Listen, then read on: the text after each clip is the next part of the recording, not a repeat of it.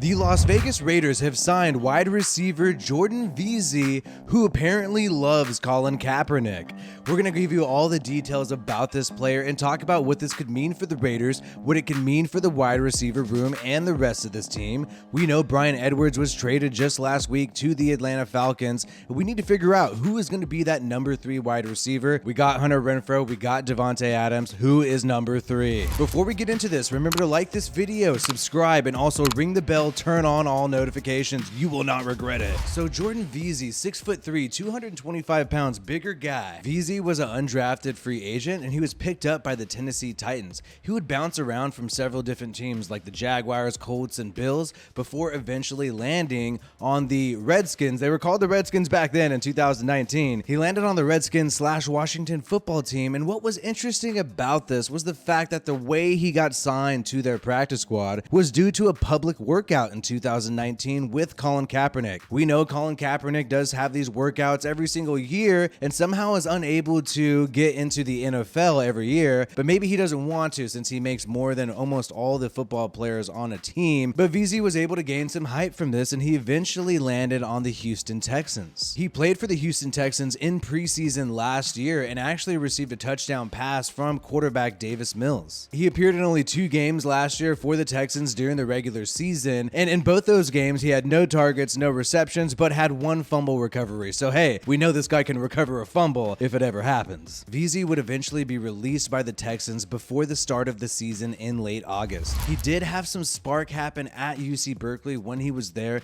He played against a lot of tough teams, ranked teams often. At UC Berkeley in 2017, Veasy played 12 games. He picked up 38 receptions, 491 yards, and 6 touchdowns. That was 2017, his senior year. Junior year only picked up 306 yards and 25 receptions. So he did play against a lot of tough talent in college, but just didn't rack up the numbers, never cracked over 1,000 yards at UC Berkeley. But the thing about Veasy is he does have the size to compete in the NFL. 6'3", 220 pounds. Bryan Edwards was actually 6'3", 215 pounds. So he's almost like a bulkier Bryan Edwards. He doesn't have great speed, but he has shown that he can make plays after the catch because he's not afraid to take some hits and he's not afraid to lower the shoulder. When you're looking at what the Raiders are doing, it seems like we really only want to have 2 receivers on the field at a given time. If you look at the Patriots last year and even the past 3 years, they usually only roll with 2 wide receivers and they're always top 5 in the NFL with having a fullback. They usually have 2 running backs on the field.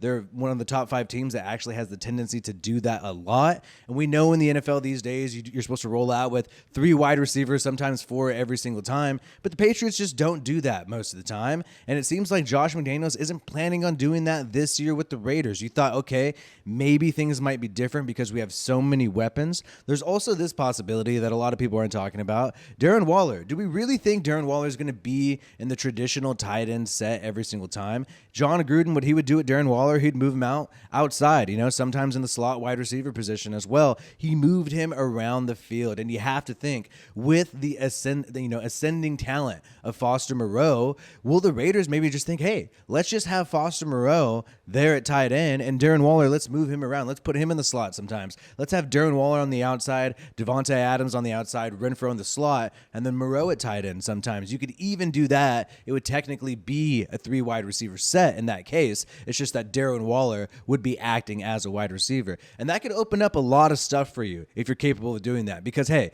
Darren Waller, yes, he's not the greatest tight end run blocker, but compared to wide receivers, he's obviously a better run blocker than the vast majority of starting wide receivers in the NFL because he's a tight end. But if you had him at slot, if you had him on the outside, able to do some blocking sometimes and you want to do some runs, in the shotgun with 3 wide receivers, him acting as a wide receiver in that case, I think you're going to have a lot of success there, definitely more success than just bringing in your run blocking wide receiver at that time. And that's also a possibility here because look at the size of some of these people we brought in.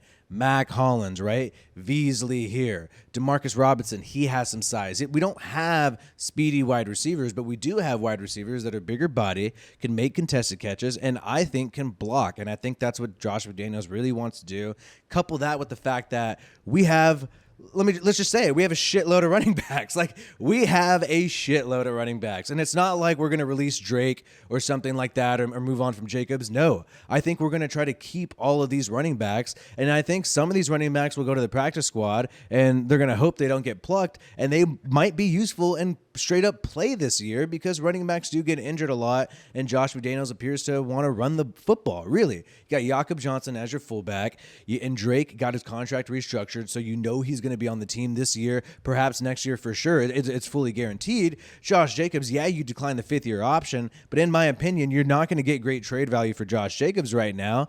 You might as well roll with this guy and see how it pans out this year and maybe try to work a long-term deal next year or move on and let him test free agency. But I just think you have to keep this guy on the roster because he's so talented, even if you can't work out a deal. I don't think it's worth it to trade him because he's so talented. I don't think any draft pick is worth it, and I don't think people are going to be giving up 1st or 2nd round picks for a running back right now. I don't think so. So I do think you keep him on the roster. Obviously, Zamir White is clearly going to play. You know, he's the 2nd player that Ziegler and McDaniels have drafted, so Zamir White definitely has to play, and I believe he will play. I believe he will play a decent amount. Britton Brown, now that's someone who you could see maybe hitting the practice squad, but then you got Brandon Bolden, who the Raiders signed 2-year deal. He's definitely going to play. That's already 5 running backs right there. Well, 4 running backs, actually, if you count Jakob Johnson. That's already 4 running backs who we know for sure are going to make their roster and play. Jacobs, Drake, Zamir White, and then also Brandon Bolden. Couple that with the fact that, you know, Abdullah, definitely I could see being on the practice squad, hopefully not getting plucked and playing at a certain point. And the same thing with Britton Brown, and Sincere McCormick can definitely be that type of guy unless somebody takes him away. You got all kinds of running backs for this team. I think we're going to run the football, use these big body wide receivers to clear some way.